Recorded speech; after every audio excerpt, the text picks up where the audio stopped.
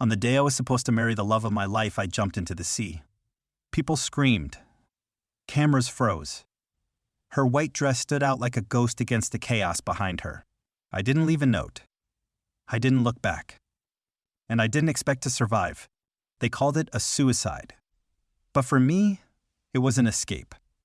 An escape from a love that was never mine to begin with. You see, while everyone else saw a perfect couple me in a sharp black tux, her glowing in silk and lace eyes saw the truth. Her eyes.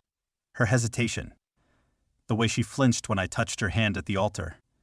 She didn't love me. She never did. And I was the only fool who believed the fairy tale she whispered into my ears every night for the last 3 years. 3 years of devotion, loyalty, sacrifice. Only to realize, on our wedding day, that I was just the backup plan. I still remember the moment everything broke. 10 minutes before the ceremony, I saw her. Not alone. Not crying tears of joy. But locked in a desperate, tear-filled embrace with someone else, a man I recognized all too well. Her ex. The one who left her shattered, who vanished without a word only to return the day before our wedding like some twisted rom-com plot. But what shattered me wasn't the embrace. It was what she whispered to him. "I'm sorry. I have to marry him. He's safe, but it was always you." That was the moment I died long before my body ever hit the water. So I smiled through the ceremony. Held her hand at the altar. Kissed her like it meant something. And the moment they said, "You may now kiss the bride," took 3 steps back, turned and ran. Straight into the sea. Nobody saw it coming. Not even her. They searched for days. Divers. Drones. Dogs. But they never found a body. Because I made sure they wouldn't. And while she cried crocodile tears and mourned a man she never loved, I started a new life. Far away. Hidden. Free. Or so I thought. Because 2 years later, she found me. And this time she was the one begging me not to leave. But I wasn't the same man who walked into that sea. Not anymore. My name is Zayan. And for most of my life I believed in the kind of love that only existed in novels, loyal, consuming, patient. I was the type of man who remembered anniversaries no one else did. The kind who made breakfast just the way she liked it, even when she barely touched it. I loved it with the kind of quiet intensity most people only dream of. But dreams can become delusions when you love the wrong person. Her name was Alina. She walked into my life like a summer storm, unexpected, beautiful, a little chaotic. We met in college, but we weren't some cliché couple who fell for each other at first sight. In fact, for the first 2 years, she didn't even know I existed. She was always surrounded friends, admirers, noise. I was quiet, focused, watching from a distance, admiring the way she laughed at her own jokes, the way she tied her hair when she was annoyed. Then, during our final year, fate threw us together on a group project. And for the first time, she saw me. Really saw me. She called me mysterious. I called her reckless. We were complete opposites yet. Somehow, we worked. After graduation, I got a stable job, rented a small apartment, and slowly started building a life. She struggled a bit more. Switched jobs. Changed dreams. Said she felt like she was constantly trying to find herself. I didn't mind. I supported her. I thought that's what love was, being patient while the person you love finds their wings. 2 years in, she moved in with me. 3 years in, I proposed, and she said yes. But looking back now, I wonder, did she say yes to me, or to the version of life I represented? I gave her safety, stability, a future mapped out in neat lines. But Alina was a wild brushstroke across a canvas, unpredictable, untamed. Still, I convinced myself we were happy.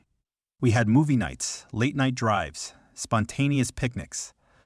She would dance in the kitchen barefoot while I cooked, and I'd memorize every second like it was something sacred. But there were signs.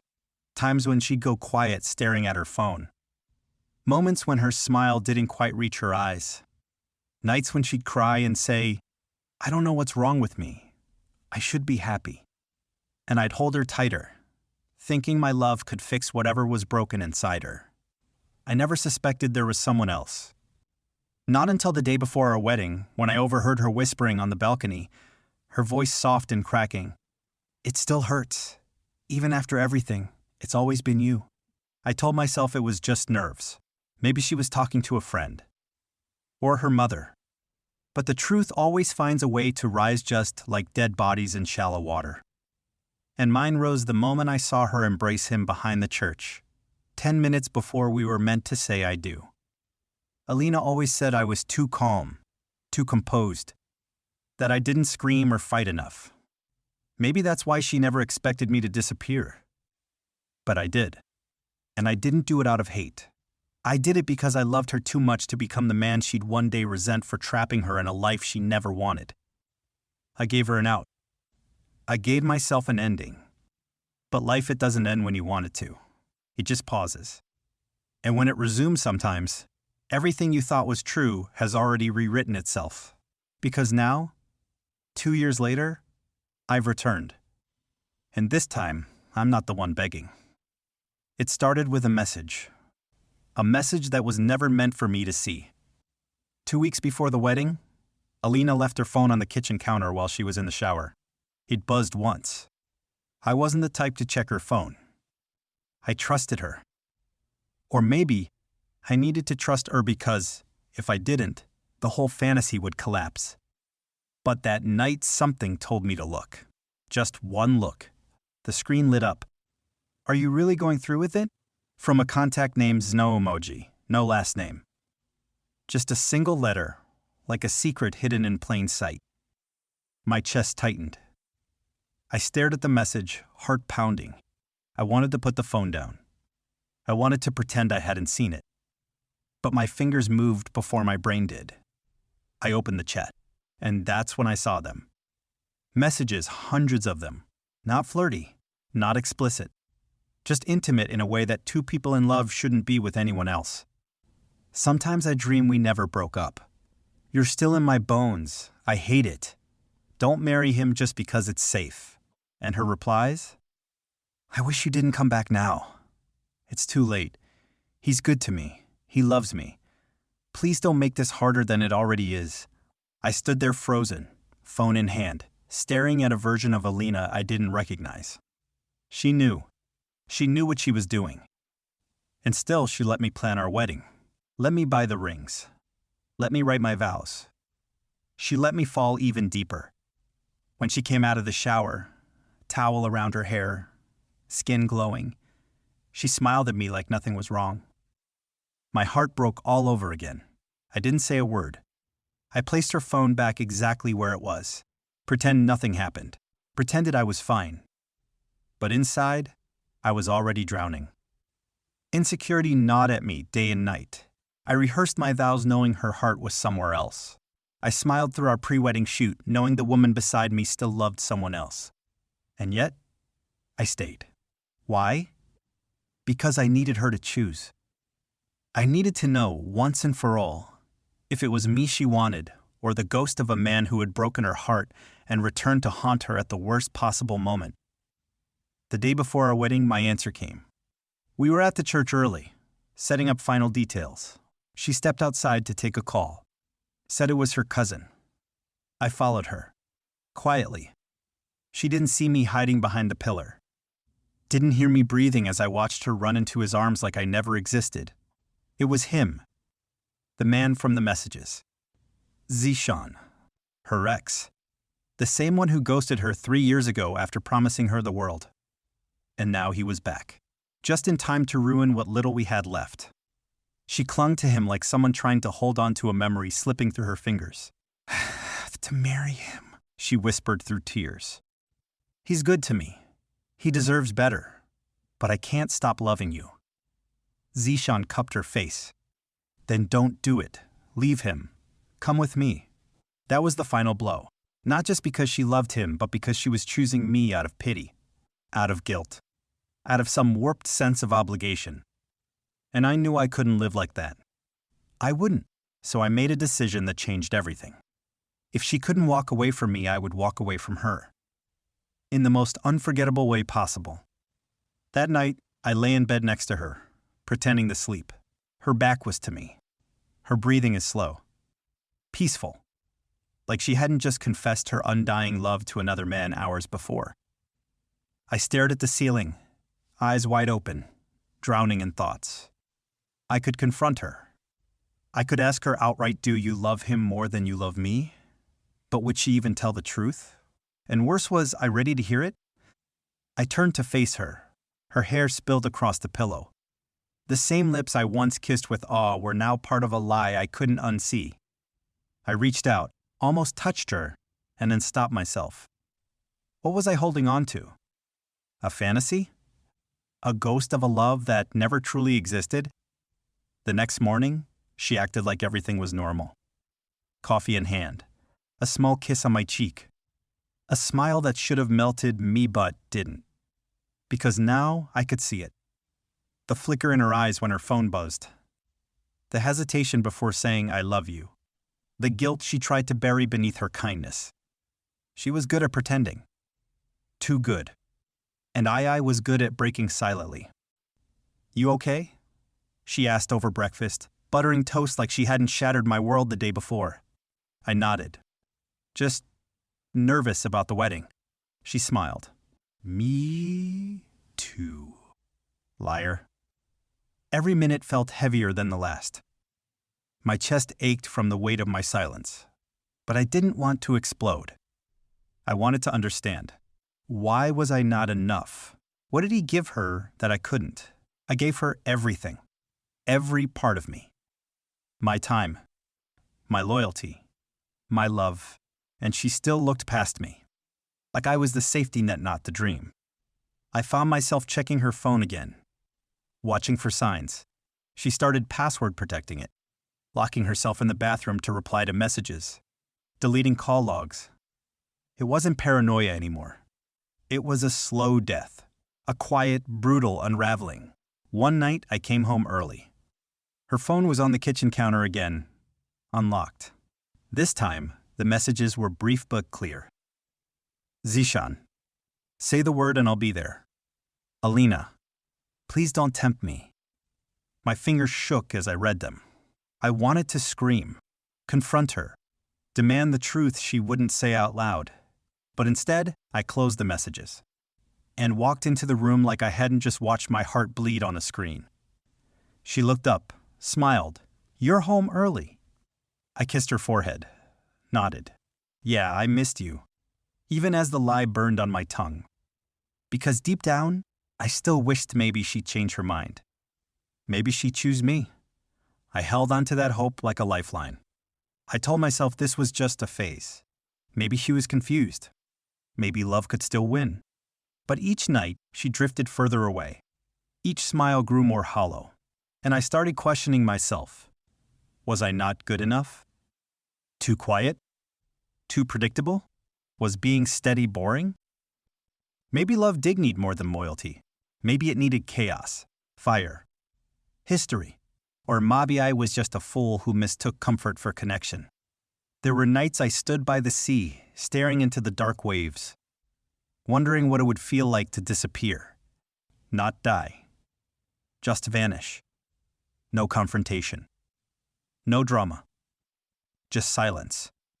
A clean break. Would she cry? Would she regret it? Would she finally realize what she lost? Or would she run back into his arms and call it fate? I didn't want revenge. I didn't want to punish her. I just wanted peace. And that's when the thought first whispered in my mind, don't confront her. Just leave. Not a breakup. Not a note. Something irreversible. Something unforgettable. Something that would make her feel the absence she once feared. A disappearance so deep she'd never know if I was alive or gone forever. That way, I'd never have to hear her say it out loud. That she loved someone else. That she never truly loved me. I could leave with my dignity intact. With whatever pieces of myself I had left. But before I made that decision, I needed one last thing. To look her in the eyes. And see, for myself, whether there was any part of her that still loved me. Even if it was just a flicker. Even if it was too late. The day before the wedding, I decided to disappear. Not forever, just for a few hours. I needed space. I needed to breathe without her perfume clouding my judgment, without the sound of her laughter reminding me of everything I was about to lose. So I drove aimlessly for hours, no destination in mind. Just empty roads, the hum of the engine, and the weight of my thoughts pressing down on me like a slow suffocation. By sunset, I found myself near the cliffs. The sea below roared like it knew my pain. I sat at the edge, legs dangling, wondering what it would be like to jump. Not to die, just to vanish for a little while. To let the cold water numb everything I could no longer control. Then my phone buzzed. A message from a number I didn't recognize. You deserve to know the truth before it's too late. No name. No signature. Just a location pin. I stared at it for a long time, fingers trembling. It was less than 15 minutes away. Every instinct told me to ignore it. That it was probably some mistake, or worse, a trap. But curiosity has a way of digging into you. And heartbreak? It makes you reckless. I followed the pin. It led me to an upscale villa on the outskirts of the city. Hidden, private, the kind of place where secrets like to hide. I parked a block away and walked. My footsteps were silent, my heart anything but. Through the tall glass windows I saw them, Alina and Zishan, in the middle of what looked like an engagement celebration. No one else was there. Just the two of them. Dressed up, lit candles, a cake that said, "Forever begins now." I couldn't breathe. I couldn't think. She was supposed to be marrying me tomorrow, but here she was, smiling at him like I had never existed. He placed a ring on her finger. She didn't stop him. In fact, she whispered something and kissed him like he was the only man she had ever loved. I staggered back from the window, heart pounding so hard I thought it would break through my chest. And then, behind me, a voice. Low, calm, almost apologetic. "You weren't supposed to find out like this." I turned around. It was Alina's cousin Sarah. The same cousin she had been calling these past few weeks whenever she needed a cover story. Only now I realized Sarah wasn't the shield. She was the accomplice. "She told you she needed time," Sarah said quietly. "But the truth is, she never planned to marry you. The wedding was just a cover. A way to pressure Zishan. To see if he'd step up before it was too late." My mouth went dry. "So, I was, what, a bargaining chip?" Sarah looked away. "You were safe. She knew you'd never hurt her. She was going to go through with it if Zishan didn't come back. But he did. I felt the world tilt beneath me. She had used me. Every moment. Every kiss. Every promise. It had all been a countdown. And the worst part? She didn't even have the decency to tell me herself. I was just supposed to walk into the wedding venue alone. Waiting. Hoping. Until the truth hit me in front of everyone. Until I became a joke in a black suit. I walked back to my car in a daze. Something inside me snapped. Not out of anger. Not even sadness. It was clear. This wasn't just betrayal. It was a war. And now, I had nothing to lose. The wedding venue was packed. Flowers, music, laughter, everyone was waiting for a fairy tale. They didn't know the groom had already died inside. I arrived in a black suit, just as planned. But this time, not to get married.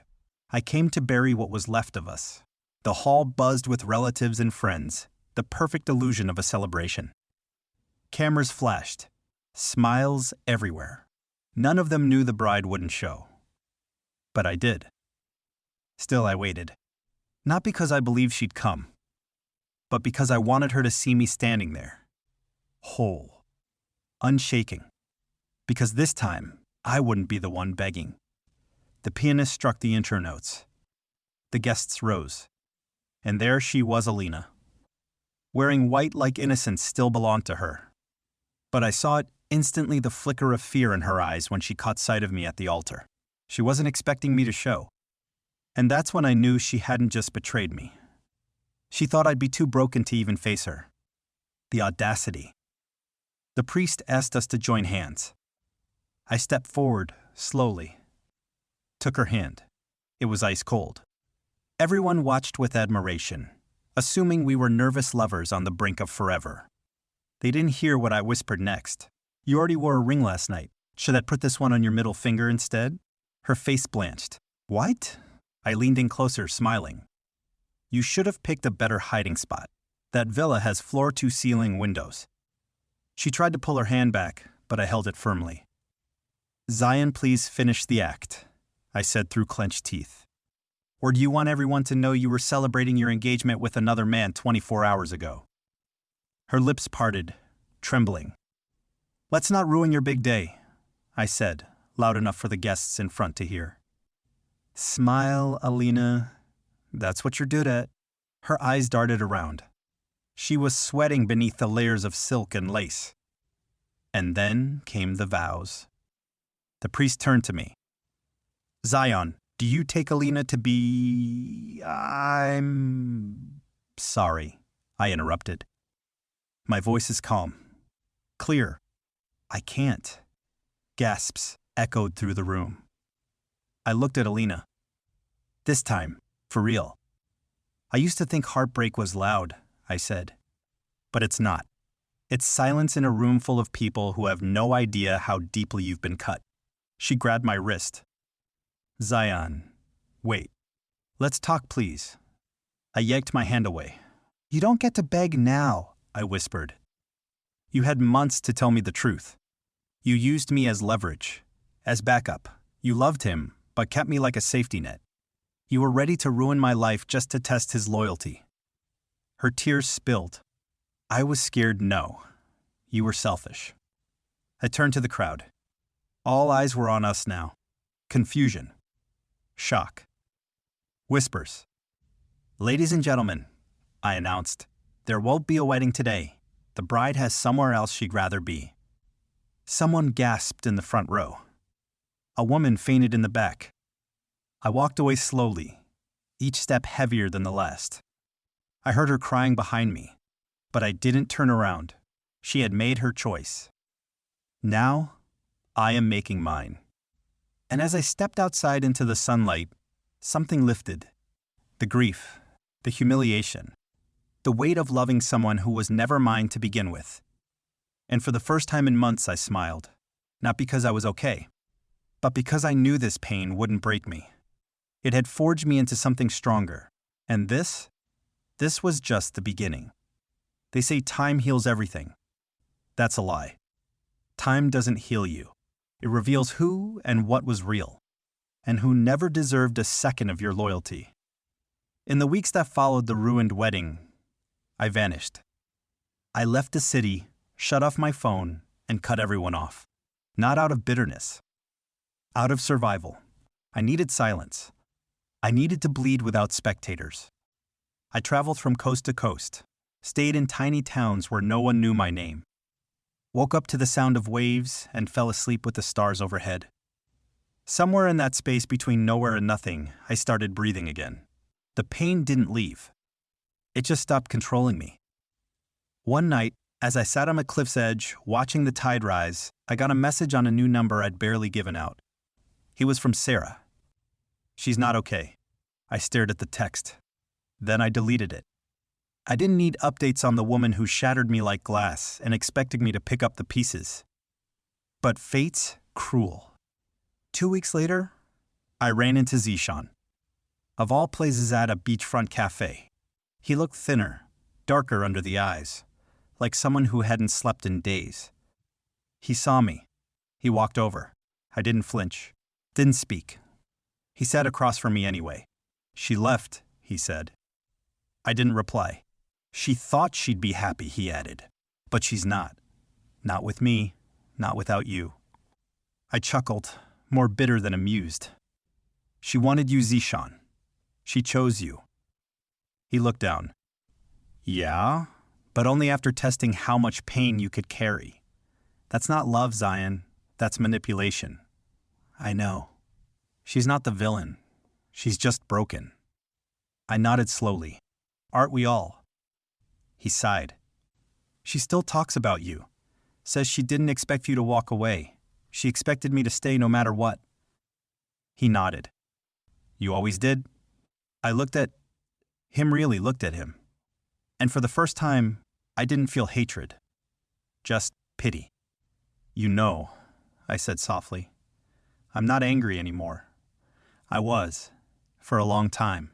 But now, I just hope she learns to stop turning people into lifeboats while she decides where to sail.